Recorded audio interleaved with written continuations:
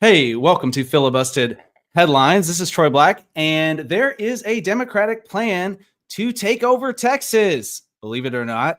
So, we're going to jump into this today, and we're going to look at who's behind this plan, who's behind this plot, some of the recent developments that weave right into the middle of this plot, but also how could we take what the Democrats are attempting to do and spin it around and actually use it for the good of Texas? And we're going to get into that as well. So, shockingly, Texas started out as a generally blue state. Many people don't know this unless you're over a certain age.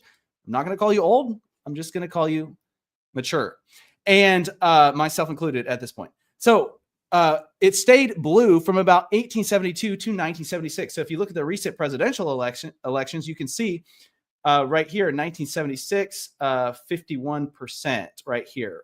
And so this was the last time that we sent representatives to Washington to vote for a Democrat for president. So very interesting that Texas used to be blue, used to be primarily a Democratic represented state. And the Democrats are trying to revive the blue sentiment. They're trying to make us blue again is what they're trying to do.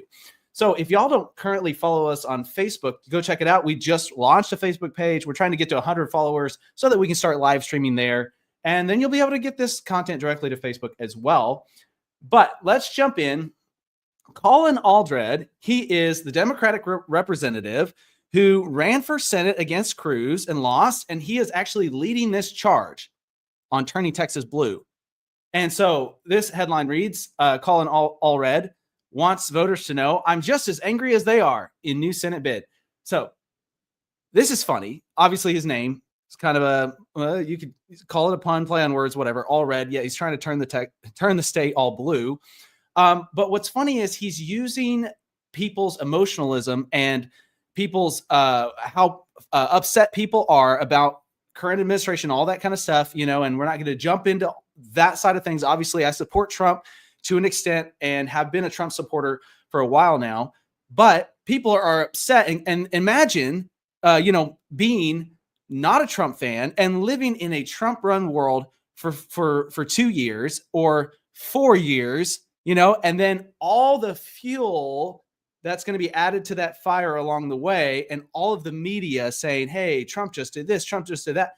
The Democrats are trying to gain momentum right now, but they're also using something else to gain momentum as well. So this is part of a project called Turn Texas Blue. So, yeah, they're just going to say it outright. It's backed by the Texas Majority PAC. And this guy, Colin Allred, is known for his kind of cringy Senate ad runs. His new line is last time they got the congressman, this time they're getting the linebacker. And so, it's like he's running down the same track, but he's being backed. And the Democrats in Texas are being backed by something specific, by somebody specific. And so they're wanting to turn Texas blue. Is this a pipe dream? Could they potentially do this? Do they have a chance? Well, let's look at somebody that everybody knows and loves, Betto O'Rourke. And obviously, I'm being facetious when I say that we love him, right? He was defeated by Cruz 50.9% to 48.3%. So when he ran for governor in 2018, he lost by only 3 points. This should be a wake-up call. This reminder should be a wake-up call to us who live in Texas especially, but also those who are here in the United States who are more conservative and would say, hey, I don't want people like this in power, right? And if you actually look at this guy's history, you see there's a mess all over the place happening here. But something happened called the Betto effect, or Betto effect, however you say his name. It's like a beta fish. He wants to look in the mirror and look at himself in the mirror all day. But this guy caused an avalanche of, unfortunately, Democratic wins when he ran for governor beneath him. So we saw out of 150 state house seats, 12 formerly Republican seats were taken by Democrats. And 2 of the 31 Senate seats were also taken by Democrats. So he also set a record for the most votes ever cast for a Democrat in Texas history. So if you live in a world where you think, well, red states could never turn blue, that's just not the case. We've gotten really close, right? And polls from May of this year show that Allred could actually beat Paxton by 1 point, or that Paxton could lose to a generic Democrat. Okay, so this is a reality, and there's fire behind their movement. And what is the recent fire that's taken place? So they're actually fueling this move with complaints about the recent gerrymandering. So gerrymandering is a thing. We did a whole episode about that. I can link to that below afterwards. And essentially what's happening is they're trying to redistrict Texas, the Republicans are, so that the Democrats don't gain more control than they already have. And this is something that happens on both sides. And there's the moral and ethical question that comes into play here. We're not going to jump into that today, but that's what's happening, right? And so leaders like Allred are using this to fuel this fire and to essentially, they have this article from NBC News says Texas redistricting fight provides Democratic candidate contenders with a megaphone. So it's giving them a platform to stand on. It's giving them an argument to make. And right now they're going around, they're touring the state of Texas, trying to recruit voters for the midterm elections that are coming up in 2026. And guess who's behind this tour? Guess who's funding this? You guessed it. This PAC, the Texas Majority PAC, is actually funding this tour and this movement, and they've recently received over $3 million since April of last year from George Soros. So, should not be a surprise. He's kind of the boogeyman behind most of the Democratic schemes. But he has spent millions of dollars trying to turn Texas blue. Obviously, he's failed every time up to this point. But the thing is, fires need fuel. And like I said earlier, imagine if you hated Trump, imagine living in a world for 4 years where Trump is president, right? The fires are being fueled, and the leftist media outlets are using every single thing that Trump does, whether it's good or not, whether it's true or not, they don't care. They just say, everything he does is bad, right? And they use everything to try to make people even more mad. The same thing that Allred is doing, saying, I'm as mad as you are, right? It's the same rhetoric, the same fire. So Republicans actually held their ground in Texas in 2024. They actually gained seats in the House and Senate. And I think a lot of that was because of the fires on the other side. People were looking at the reality of having someone like Kamala Harris as president and going, this is not a pretty picture. This is not what we signed up for. This is not what we want, right? And so there was a pushback, right? And I think that's what we saw. But fires need fuel, and now they have it, right? Now they have it. Why? Because now they've got this platform to stand on with, okay, but look at what they're doing, right? They're doing the gerrymandering thing. They're trying to, have this what they're calling a racist redistricting. We'll talk about that in a second. Republican Party of Texas Chairman Abraham George said this, and he feels like it's not possible to swing Texas to blue, right? He said they can spend all the money in the world. Texas is deep red. I think there's some truth to that. But here's my warning to conservatives. Be aware of the push. Don't fall asleep at the wheel. Don't fall asleep at the wheel, right? Don't get lazy, right? Don't be unaware of what's happening. So why is this fueling fires? Why is it a big deal? Well, from 2010 to 2020, Texas gained nearly 4 million new residents. That's a lot. About 50% of them being Latino. The U.S. Supreme Court struck down recently a provision of the Voting Rights Act that reportedly safeguards states from redistricting with racial bias. So they struck that down. So it just depends on what all was in there. But I would say most of the time I'm going to be behind something that is fighting racism. Okay. So could or could not be a good thing based on what's in there. I don't know everything that's in there, but we have both sides of the coin. We have the critics that are saying, this will provide ample opportunity for discrimination in the new mapping. And then we have the proponents, and they say, well, actually elevate minority voices and give them better representation, right? I tend to believe the conservative side more because I've seen how easy it is for the liberal side to lie about things, but I'm not going to judge the book by its cover, right? I would need to do more diving into that to give you my actual opinion. But here's the underlying concern brought up repeatedly by President Trump. He keeps saying there's this potential for illegal votes. I think there is potential for that. Some of them being from illegal immigrants. I think we've seen that happen, right? It's a very common point made by Republicans, particularly by the Attorney General, Ken Paxton of Texas. And so here's what I believe, right? I think conservatives have this kind of fear. I could be wrong, but I feel like conservatives may have this fear when it comes to Latino votes, right? And I'm from Texas, so I can speak for a Texan, not a Latino Texan. I do have some Hispanic heritage in my DNA, but not the majority. But being a white male Texan, I can say this much: I love the Latino culture. One of my best friends in my life has been from Mexico. Okay, a Mexico citizen. So I love the Latino culture. It comes naturally to me because I live in Texas, right? I've got a lot of friends who are Latino. Okay, so that being said, one of the things I believe that not many conservatives have realized about the Latino culture is that Hispanics in general are very family focused and they're very hardworking individuals.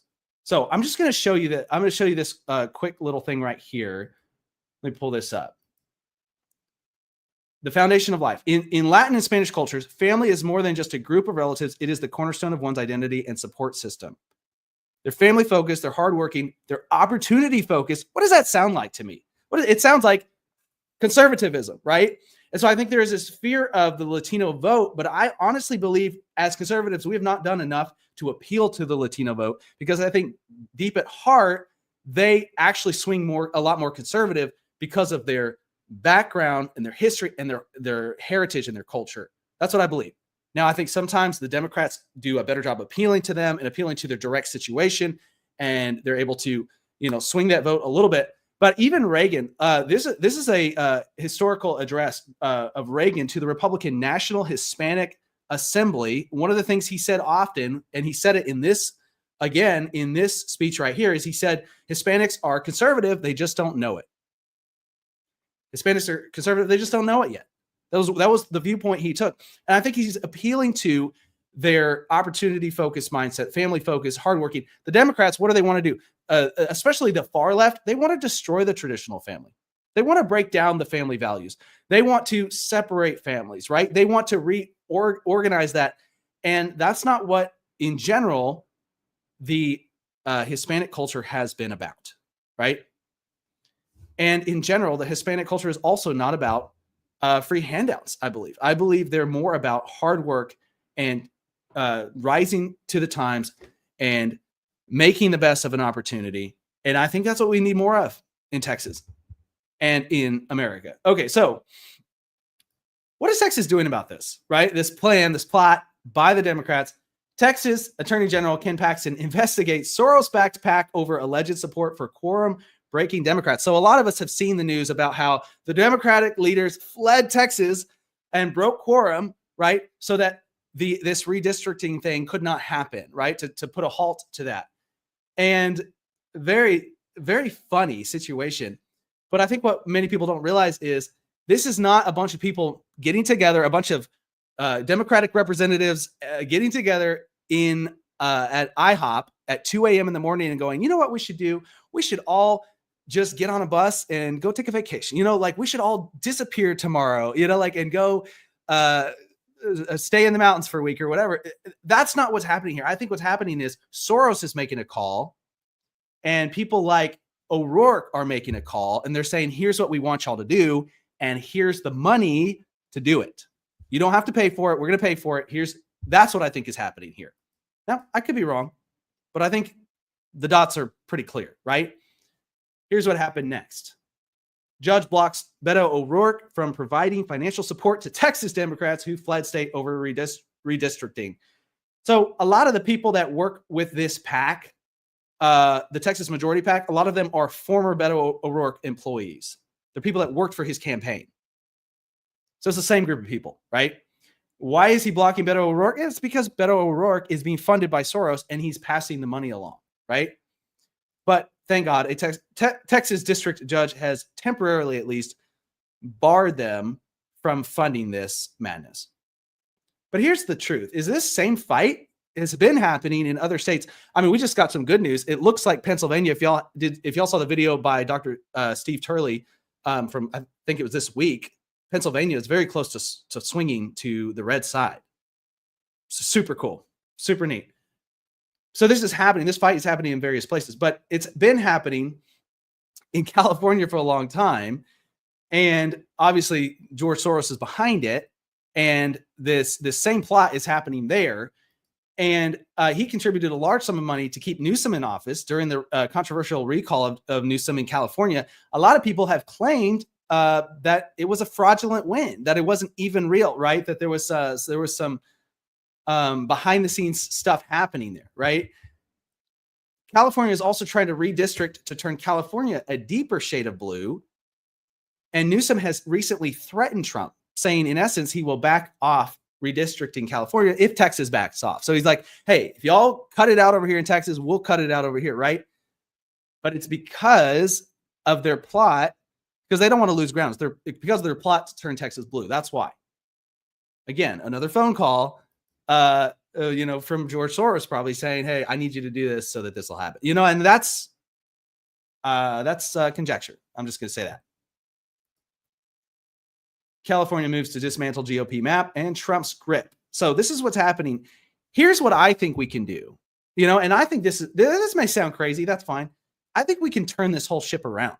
Because here's the thing. The same way that there are some people that are, they're enduring very patiently under the rule of Trump, some people that don't like him and they're enduring and they're like, well, we just got to get through these next 4 years or whatever it is, and people are using those emotions and that fuel to try to make a change, right? We can do the same thing as conservatives. And I think we can do it in California. Why? Because people are so tired of leaders like this running their state into the ground, right? Before Newsom, we had other Democrats running California into the ground. People are tired of it. And I think there's a lot more conservatives in California and people that are in the middle willing to swing because of the fuel that's been happening. They've been adding fuel to that fire for a long time. And I think people just don't fully realize that it's there.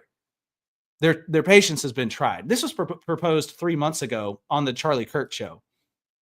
This is political commentator Steve Hilton, and he proposed this. And he said, hey, we could swing California. It sounds like a pipe dream, right?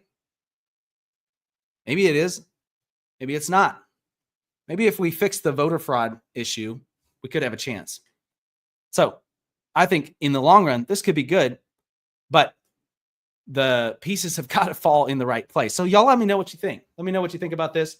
I'm hitting that over 15-minute mark now. So there's the video for today. Y'all don't forget to go subscribe to our Facebook page. If we get over 100 followers, which doesn't sound like very many, but we haven't been pushing it much. If we get over 100 followers, we can start live streaming to Facebook as well.